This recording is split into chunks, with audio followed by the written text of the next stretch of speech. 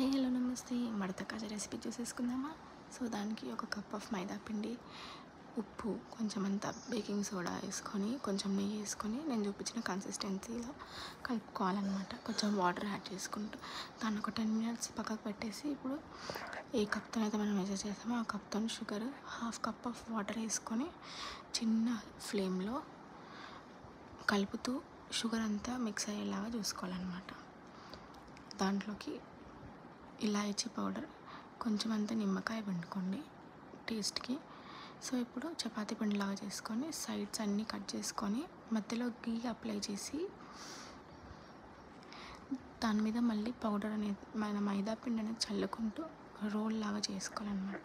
చేసుకొని దాన్ని మధ్యలోకి కట్ చేసుకుంటూ మడత కాజా షేప్ వచ్చేలా చూసుకోవాలన్నమాట. మీకు ఫుల్ బ్లాగ్ కావాలంటే చెప్పండి, నేను ఈసారి ఖచ్చితంగా ఫుల్ బ్లాగ్ అప్లోడ్ చేస్తాను డీటెయిల్గా మెజరింగ్స్తో ఎలా చేసుకోవాలి అని చెప్పేసి అని.